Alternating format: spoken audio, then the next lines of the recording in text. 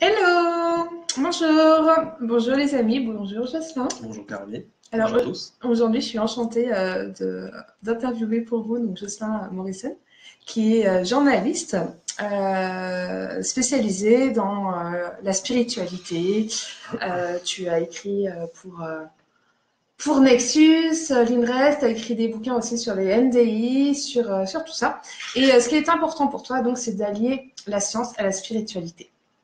Donc, est-ce que tu veux bien nous expliquer tout ça, s'il te plaît? Oui, disons que j'ai une formation scientifique avant d'être journaliste. En fait, je voulais être prof de sciences. Et du coup, cette formation scientifique, ça me donne quand même un bagage pour pouvoir parler de science. Et quand j'ai commencé à m'intéresser à la spiritualité, j'ai tout de suite fait des ponts, fait des liens avec la science. Et aujourd'hui, j'ai l'impression que c'est mon travail, que c'est peut-être ma mission, pour utiliser un grand mot, de faire ce lien effectivement entre la science, la spiritualité, mais aussi la philosophie. Mais j'insiste beaucoup sur le fait que la spiritualité, c'est quelque chose qui doit venir d'abord d'expériences personnelles, ou en tout cas d'un questionnement personnel, d'un questionnement intérieur qui naît d'expériences personnelles, qui peuvent être des expériences vécues dans l'enfance ou plus tard à l'âge adulte, mais qu'il y a cet équilibre à trouver en fait entre la réflexion, la raison et le vécu. Parce que ça peut pas être juste de la théorie, ça peut pas être simplement des lectures, assister à des conférences, écouter des séminaires, lire des livres, etc. Ça suffit pas. Il faut que ça résonne avec des choses qu'on vit intérieurement, que ça soit des rêves, tout simplement, ou que ça soit des expériences un peu plus spectaculaires, des sorties de corps, des états modifiés de conscience, ce genre de choses. Et je crois beaucoup à la nécessité, effectivement, de trouver cet équilibre entre la réflexion et le vécu pour nourrir une spiritualité qui, au final, doit être aussi quelque chose de très simple, qui passe par les rapports humains, par les relations qu'on a avec les autres et qu'on a avec l'environnement, avec la nature, avec la terre, qui nous supporte dans tous les sens du terme. Et voilà, donc c'est ce que j'essaye de faire à travers mes livres, à travers mes articles et les traductions aussi. Et justement, donc, il y a Malika qui te dit bonjour Jocelyn, heureuse de te voir en live ici avant de te voir en Tunisie. Et oui, parce que tu fais bientôt donc, un événement en Tunisie, à Mamet, c'est ça? Oui, bien sûr. Voilà, génial. Donc par rapport à ça, donc la science et la spiritualité, justement, quand on vit des expériences un peu de dingue, comme j'ai pu vivre, on a aussi besoin de se rattacher à quelque chose de concret pour remettre les pieds sur terre. Et puis il y a également donc, des gens qui cheminent dans l'autre sens. Donc pour toi, c'est important, c'est pas deux mondes différents, c'est vraiment un seul monde. Oui, la réalité, elle est une au final. C'est aussi un sujet qui me tient à cœur. On parle beaucoup d'éveil spirituel. L'éveil, c'est réaliser sa vraie nature et réaliser que tout ne forme qu'un, que la réalité ne forme qu'un. Donc, on constate, on comprend aujourd'hui qu'on n'est pas seulement de la matière, qu'on n'est pas seulement un corps, et qu'effectivement, il y a une réalité au-delà du visible. C'est aussi le sens d'un colloque qu'on va faire à Toulouse en mars bientôt. La conscience et l'invisible, ça c'est important, et la science reconnaît qu'il y a de l'invisible. Donc pas seulement les ondes électromagnétiques et tout ça, mais il y a aussi ce qu'on ne voit pas et qui existe pour autant, comme ne serait-ce que la vie de l'inconscient et ce genre de choses. Et donc toutes les réalités subtiles font partie de la réalité pleinement, et il faut essayer d'avoir une vision globale de ça. Et donc je crois qu'il y a un double mouvement en fait, à la fois quelque chose qui part de la matière et qui s'élève vers la lumière, on peut dire, et quelque chose qui vient des sphères, des domaines immatériels et qui descend dans la matière. Et il y a ce double mouvement qui aboutit à une jonction, à une connexion, et je pense que nous, on est à la jonction, on est à la connexion, on est le pont, comme on dit dans les dialogues avec l'ange, on est vraiment le pont entre la matière et la lumière. Ça, je crois vraiment. D'où l'importance de se mettre debout, d'être pleinement soi, de jouer le rôle qu'on est venu jouer. Dans les dialogues avec l'ange, on dit qu'il faut se tenir au sommet de soi-même. Sommet de soi-même. C'est assez joli, effectivement. Ça ne veut pas dire qu'il faut sans arrêt lever la tête en l'air. Il faut avoir les pieds bien sur terre aussi.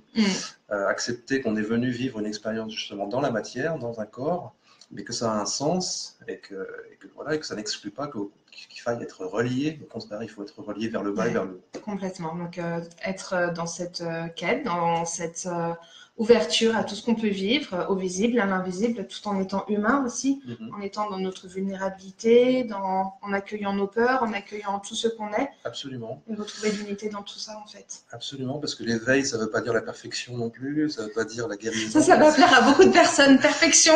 Ça ne veut pas dire être un être parfait, exemplaire, être un ange, on n'est pas des anges, on est des êtres humains. Et effectivement, on doit accepter nos failles, nos fragilités, on doit accepter même nos peurs, nos doutes, etc. Et on doit composer avec tout ça et essayer d'avancer, bien sûr, en étant de plus en plus serein quand même dans son esprit, hein, en étant de plus en plus en paix, en ayant si possible de moins en moins peur. Hein. Donc c'est un cheminement, c'est un cheminement de chaque instant. Complètement, donc pour jouer son rôle. Et toi, donc ton rôle, tu m'as dit, hein, tu le définis comme un passeur. Oui, j'aime bien dire ça, je ne fais que passer. Je suis un passeur parce que je suis un journaliste, donc j'écris, je transmets et les gens font ce qu'ils veulent. Les gens lisent mes livres ou mes articles, je ne peux pas les forcer. Et je ne peux pas les forcer à y trouver non plus quelque chose d'intéressant. Donc ça me fait plaisir, bien sûr, quand on me fait des retours, quand on me dit que tel article a plu. Mais effectivement, moi, mon rôle, il est là. J'essaie de faire une espèce de synthèse. Je ne suis pas un chercheur à proprement parler, je suis quelqu'un qui est là pour faire une synthèse et d'essayer de rendre les choses aussi claires que possible, parce que dans le domaine de la science, de la philosophie, il y a des choses qui sont très complexes, par très très haut. Ouais, il y a des gens qui n'ont pas l'aptitude à communiquer ça au plus grand nombre. Et là c'est un peu là que j'interviens.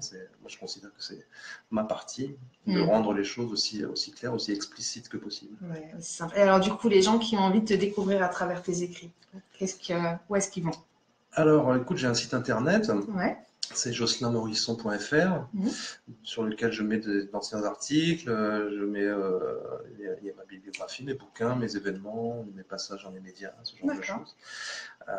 J'ai un livre qui sort en février, qui va s'appeler L'Ultime Convergence, Science, Philosophie, Spiritualité. Donc c'est un peu ambitieux, mais c'est un peu la synthèse quand même de 15-20 ans d'enquête et de rencontres pour moi. Donc c'est quelque chose qui me tient, un super bouquin. Beaucoup. Voilà.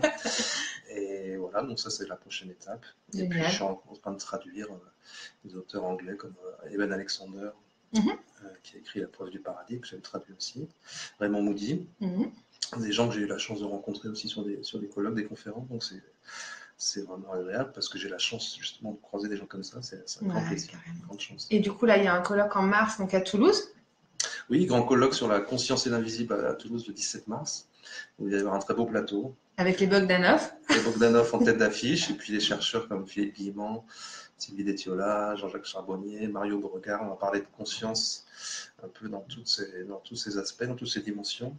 Et moi, je parlerai justement de la quête de l'unité fondamentale de toute chose. Génial. Et puis sinon, donc, il y a Mamet avec Malika aussi. Donc ça, c'est quand? Oh, il y a Jean-Marie Muller, regarde, qui nous avril, si je ne m'abuse. D'accord, génial. Donc là, il y aura donc Gwen Clapp, Jean-Marie Muller aussi. Oui, alors j'ai pas le programme en tête, il y a Tal Chaleur.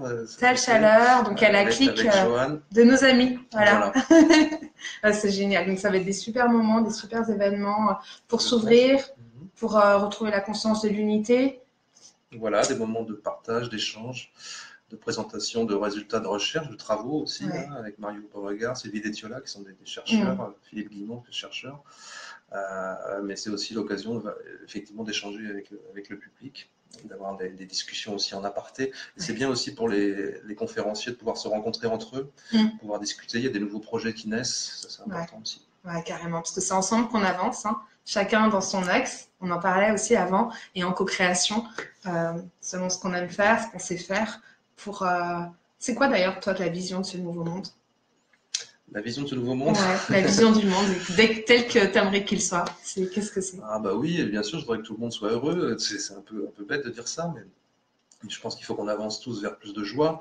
On a une grande responsabilité parce que nous, on est des privilégiés quand même. On vit en Europe, dans le monde occidental en général, on est quand même largement privilégié par rapport au Sud.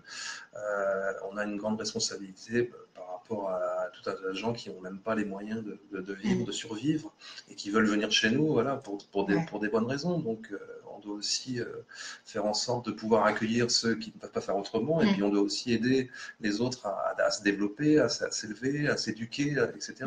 Donc c'est pour ça que je ne suis pas non plus quelqu'un qui a un discours contre le matérialisme, parce que le matérialisme, ce n'est pas l'ennemi.